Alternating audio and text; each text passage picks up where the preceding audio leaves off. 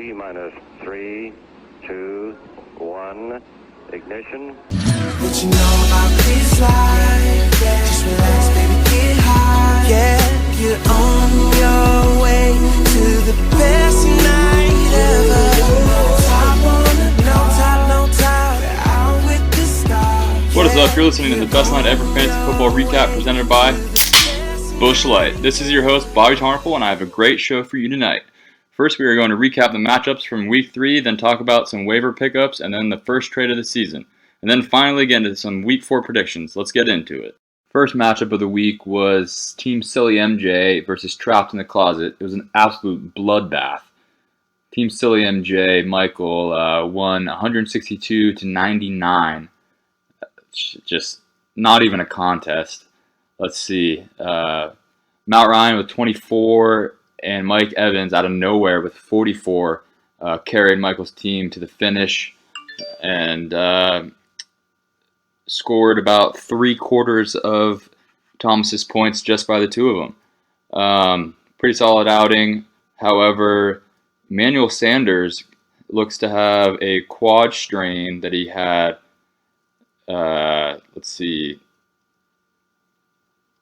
at some point in the game. But the first 2 weeks, Week 1 he had 17, Week 2 he had 23, dropped all the way down to 2. So that should be interesting going forward, see what Michael wants to do. Let's see, he was also voted the worst manager, I believe. I don't have him in front of me, but because he had T.Y. Hilton and this dude's name that I have no fucking idea how to pronounce, Nelson Agholor. He had 18. So bench looked pretty good, so he can definitely replace a potentially hurt Emmanuel Sanders. Thomas, on the other hand, struggling quite a bit, 0-3. Team looks really good on paper, not so much when it comes time to actually play. Looks like his quarterbacks were struggling, Jared Goff and Kyler Murray. Goff had 11, Murray had 15, not the best. Basically, the most solid player is Zeke with 17, but that's not going to carry you. So hopefully he can either make some trade moves or his players start being better, or he's probably going to get his head shaved. But him and Connor, we'll see. That is your first game matchup. Our second matchup is My Girlfriend Owns Me, the best team name in the league, versus Lil Nas Flex. Another blowout, absolute slaughter, 187-124. 124, however, is not too bad of a score considering Andrew lost his 2 starting quarterbacks in Ben Roethlisberger and Drew Brees. Picked up Mason Rudolph and Kirk Cousins. Didn't really do too hot for him. Both scored 12 in the 12s. It's not going to cut it for a quarterback, especially in this league. Le'Veon Bell didn't do too hot with 8. Austin Eckler kind of fell off from his previous weeks of massive games of 36 and 19. He dropped down to 11. Julian Edelman came back and got 15 from a down week of 7 the week prior. And Evan Ingram, his tight end, kind of came in clutch for him a little bit after showing out in Week 1, then falling off Week 2. And then Daniel Jones must really like him because he went back up and scored a couple touchdowns.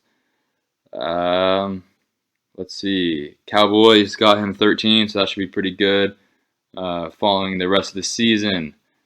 Philip Lindsay was on his bench, however, with 27, which might have helped him a little bit, but not enough to beat with My Girlfriend Owns Me's score.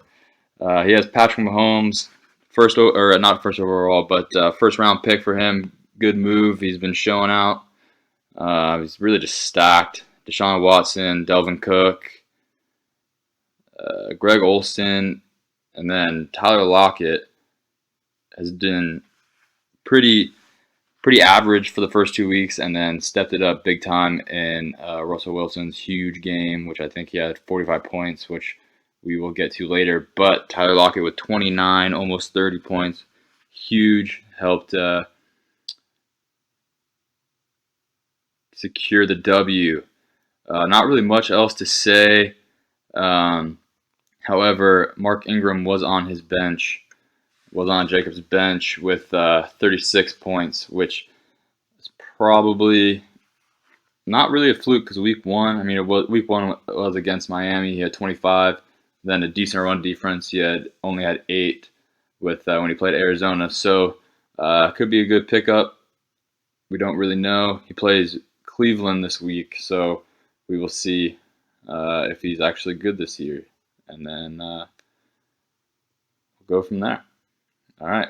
That is your second matchup. All right. For our third matchup, we have the Dayman, CD Nasty, whatever the fuck that is, versus the Pele's of Anal, which I'm assuming is like kicking ass or something. Whatever that is. I guess it's better than my team name. Anyway. Not as much of a blowout as the other 2 games, but still a decent amount by 40, 42 to be exact, 177 to 135. Let's see. Nick goes from wanting to commit suicide after week 1 to absolutely murdering the next 2 weeks. It's 2-1. He had a great showing from Russell Wilson, who probably had his best career game. 406 yards, 2 throwing touchdowns, 2 rushing touchdowns. Unbelievable. Alvin Kamara with 32. And the Patriots got him 14. Those were the big hits of the week for him. Everyone else is pretty average. As average as Tom Brady can be for 23. I guess that's expected from him now. Derrick Henry with 11. Let's check out his bench. Jacoby Brissett had 23. I guess you're not going to really play him over the other 2 guys. Nobody else really on his bench. Terry McLaurin from Ohio State. Try to pick him up. Beat me to it. He's been going really well. He earned the starting spot. Going to be a great potential trade bait. Hint, hint. Offer me something. Let's see. Connor, 0-3, put up 135. Pretty good score. Still would have lost to 4 of the other teams in the league. It's quite the league we have here. 8 teams, a lot of players, high points, high scoring. 135 should get you a W, but it did not. Anyway, Carson Wentz, Lamar Jackson, 2 great guys, 2 good quarterbacks. 21 each, really carried him. Chubb decided to show up, got you 15. See, Fournette, who he has traded, but I will get to that in a second. Got him 12. Hasn't been really doing that well. Devontae Adams, 7. Kind of disappointing so far this season, except for week 2, I guess. It's early. Keenan Allen, though. Shit. 40 points. 13 receptions, 183 yards, and 2 TDs. That'll get her done. Yeah. It's not really much else to say about him. His bench. Really, Darren Waller from the Raiders, tight end, scored 23. It's kind of a bummer considering his tight end scored 3. All right, the last matchup of the week was between myself, Team B, Tarnopol. Oh, what a fucking fantastic name that is. Versus Cam, which is Dinosaurs Greater Than Tits, Greater Than Catan, Greater Than Class of 5. Great name if I was a part of the joke. Feels great. Love being a part of inside jokes. All right. Let's see. 141 to 125. The W going to myself. The This was the closest game of the week. Kind of scraped by with a win there, considering Baker Mayfield didn't do shit. Saquon Barkley got hurt, and Todd Gurley is having an absolute trash season. Thankfully for me. However, Cam had Phillip Rivers, who had 21, who's been doing pretty well.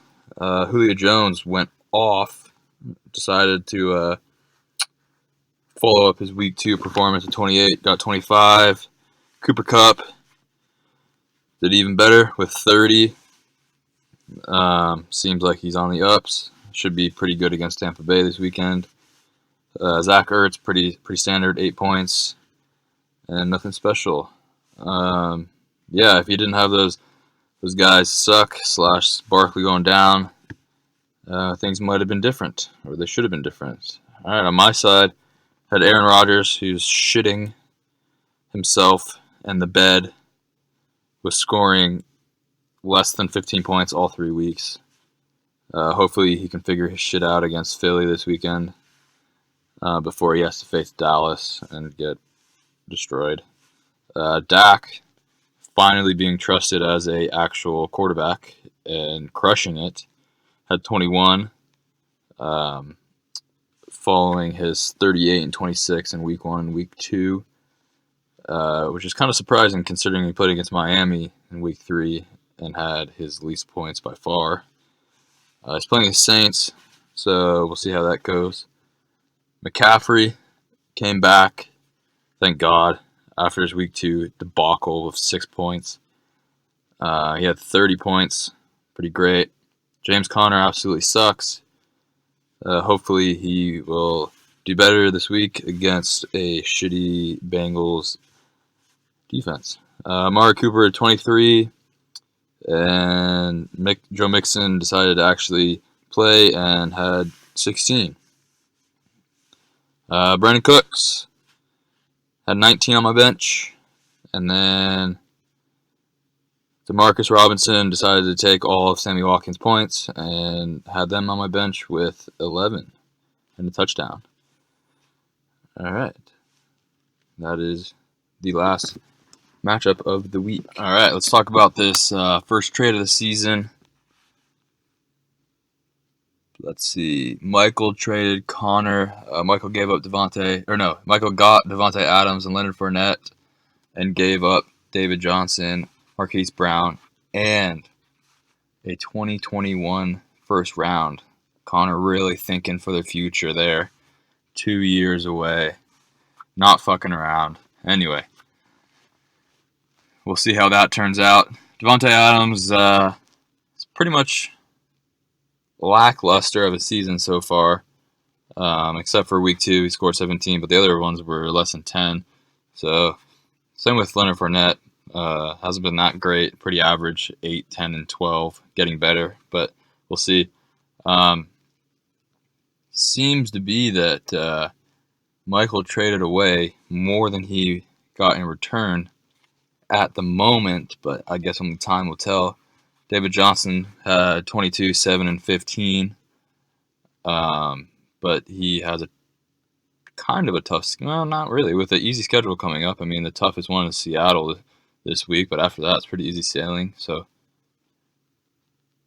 don't really know why he got rid of him, but that's okay. And Marquise Brown has been going down. I mean, you can't really live up to that Week 1 against Miami. 31 points, 12 points, and then 5, so he's on a downward trend. I guess that's good to get rid of him. Hopefully, maybe Connor was hyped on him because he has a decently easy schedule with the Browns, Steelers, and Cincinnati coming up before they head to Seattle. Yeah, not really an exciting trade, but good trade for both teams, I think. We'll see. Have to see how it plays out. All right, here are your Week 4 predictions. I'm going to try to do this in one take, so hopefully I don't fuck it up. But, all right, first game is myself versus the Dayman, Mr. Suicide himself, Nick Hill. Kind of fucked up, suicide jokes. Whatever. Anyway, The Sleeper app has us predicted at 143 to 136. Of course, I'm going to say I'm going to win. A little biased, but I do have some pretty favorable matchups with Dak Prescott against the Saints, James Conner against the Bengals, Amari Cooper against the Saints. Let's see. Maybe not as many as I thought.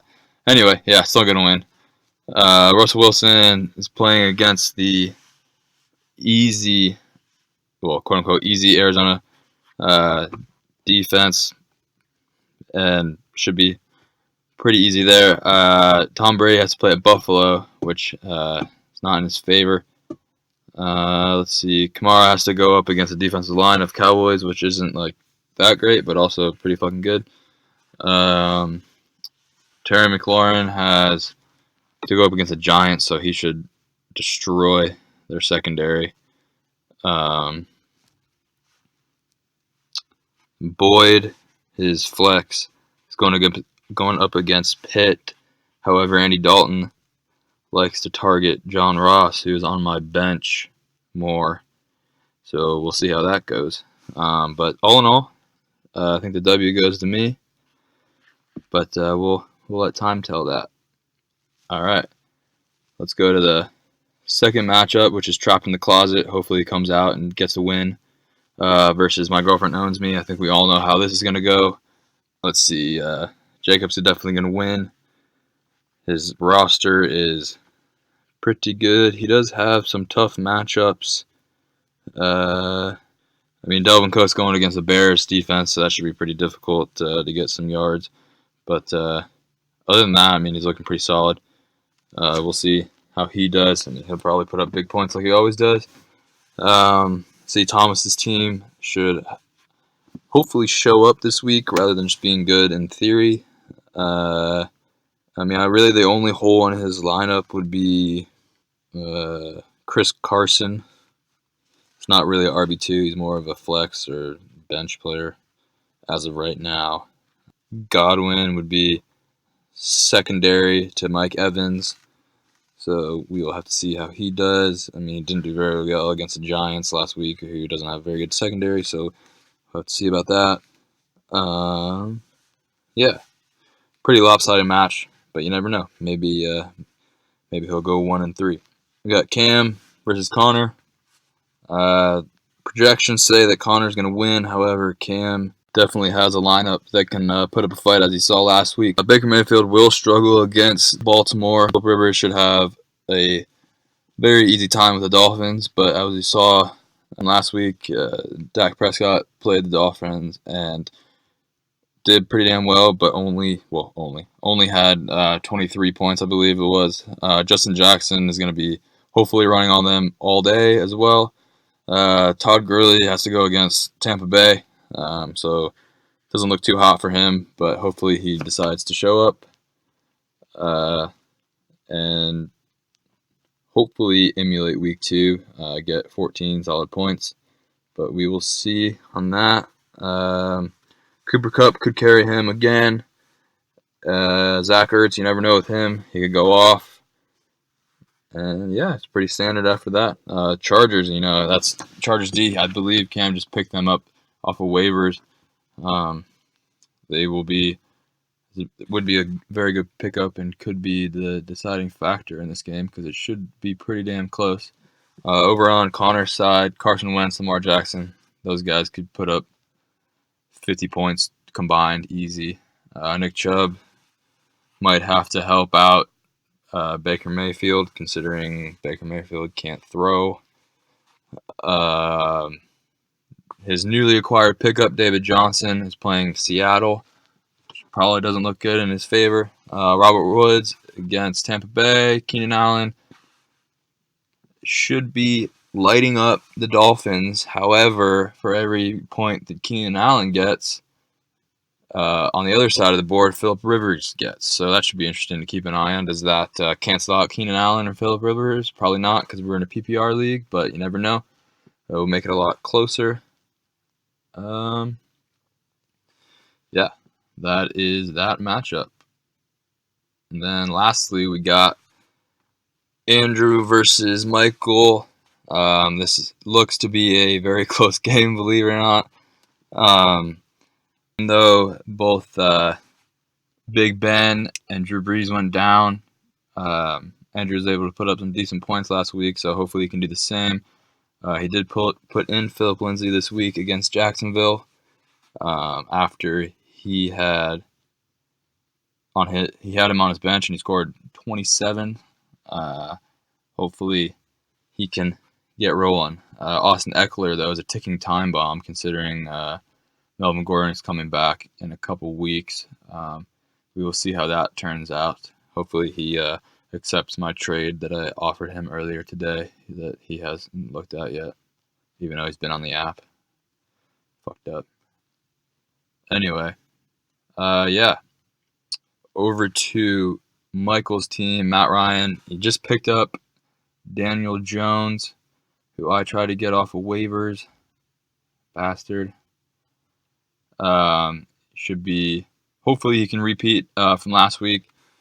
Show why he was drafted number 6. Traded for Leonard Fournette as well, as I just covered.